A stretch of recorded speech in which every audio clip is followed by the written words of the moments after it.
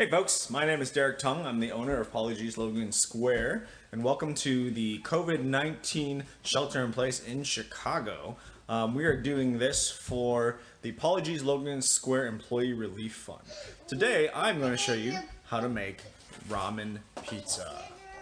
Lots of pizza enthusiasts are probably going to kill me, and Mike Santanover is definitely going to kill me.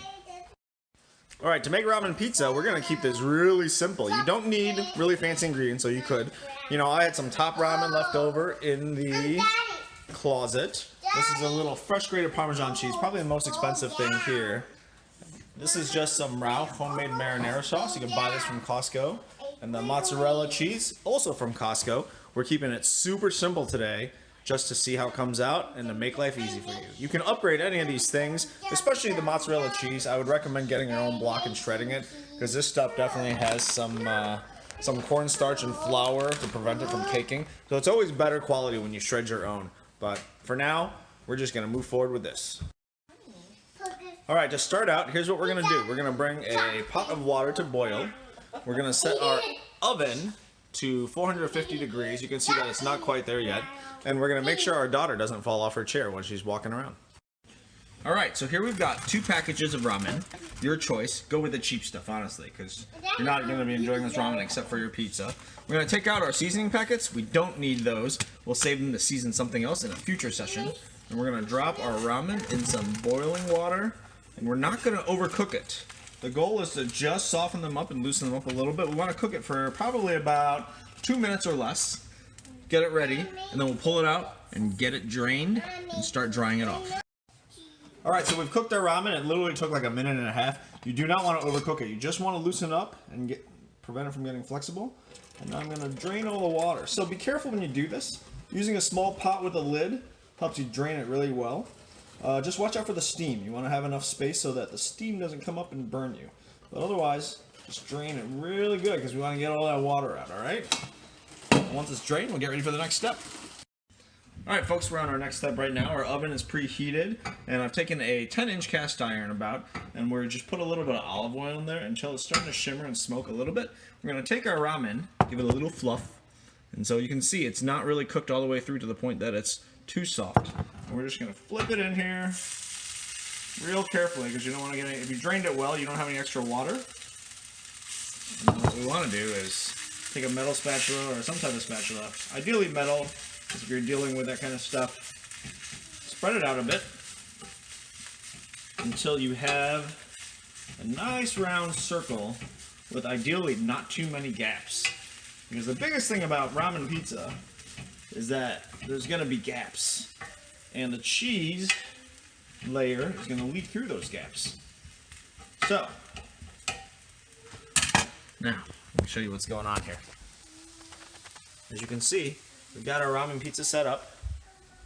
I'm going to take my 12 ounces of cheese or so. And we're going to sprinkle on about half of it right now.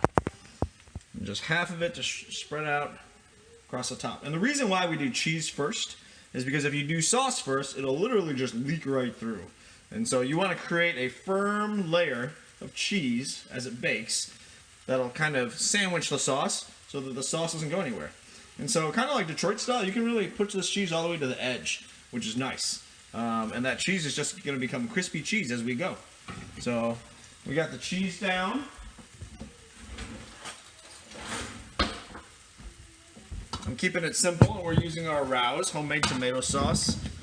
You can of course make your own tomato sauce, or you can do something nicer and fancier, but I really do like Rouse. They have nice flavors and good tomatoes, and you know, it is a pre-mixed jar, but we're not in ideal conditions right now. We're under house arrest, so we're going to use what we have in our pantry.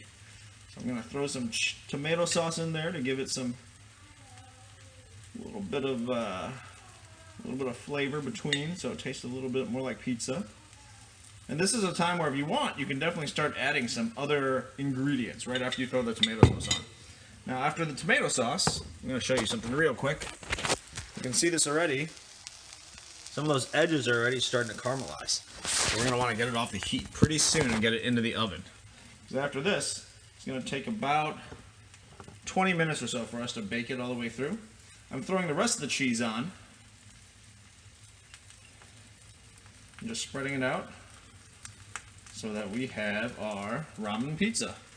And now you throw on any ingredients, and most of all your hard work is done, and we're just going to fancify a little bit. So we're going to use a little bit of nice Parmigiano Reggiano from Parma. Just sprinkle some on.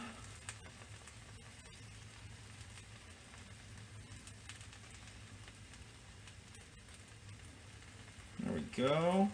Now you can always use Kraft Parm if that's all you have at home. I don't recommend it. Honestly, I think always having a little chunk of Parmesan on hand is excellent because it'll always you'll always use it to season food and other things. So this baby is now going into our 450-degree oven. And we're going to give it 20 minutes to let it set up and cook. Alright folks, we've baked it for 20 minutes. After it came out, I checked the bottom really quickly and it wasn't as crisp as I wanted it to be. So I actually put it back on top of the oven with a little bit of olive oil underneath just for a second.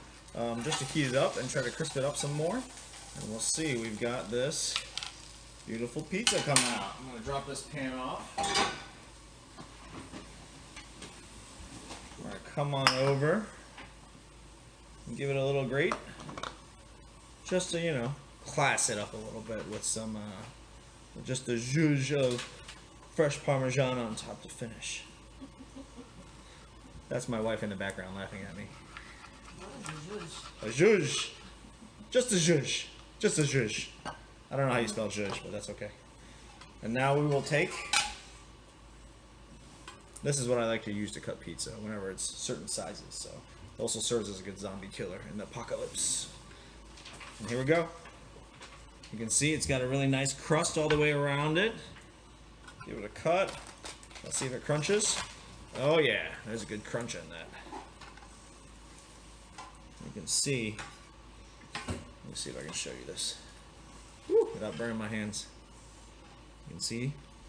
Nice, nice crispy bottom if we can get it under there. Let's see.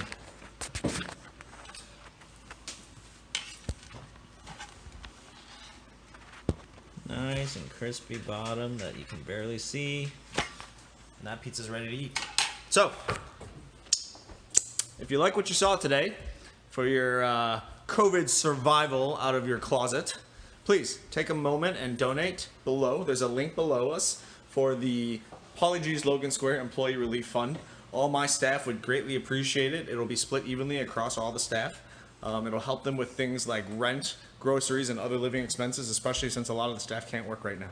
So, greatly appreciate it. Thanks for watching, and if you have something you want me to make, I'll try to make it at home. Otherwise, we may class it up and do something fancier, or we may turn it down and do something even less fancy. So, let me know what you think, alright? Looking forward to your comments. Here we go. Ready to eat some pizza. Abby, what do you think? Do you like it? Yeah? You didn't even bite it yet. Does that count? You're just eating the crispy cheese. Mama, come eat one.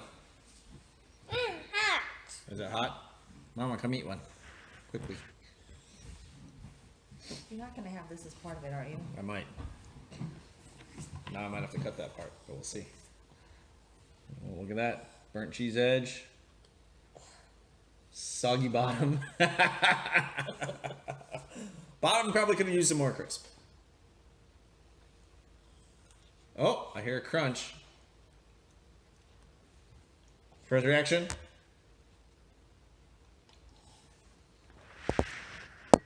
COVID food. This is real.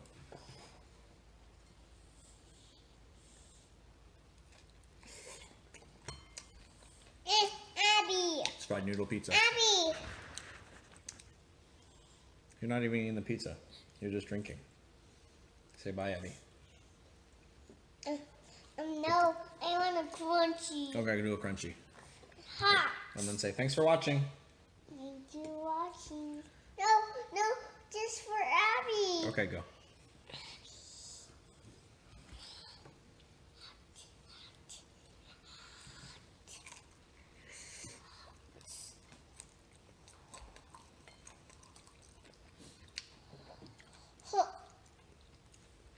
How is it? Is it yummy? Do you like ramen pizza?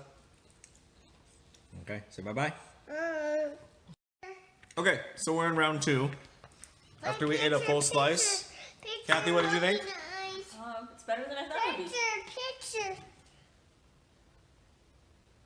So, the middle, a little soggy. The back end, actually really quite crispy. Crispy. Pretty tasty. So, thanks to Serious Eats, Kenji, I believe, kind of created the first recipe that I started to follow. And representing Scott's Pizza Tours today, guys. So, have a good day. And again, please donate below if you like what you saw or don't like what you saw or just feeling charitable.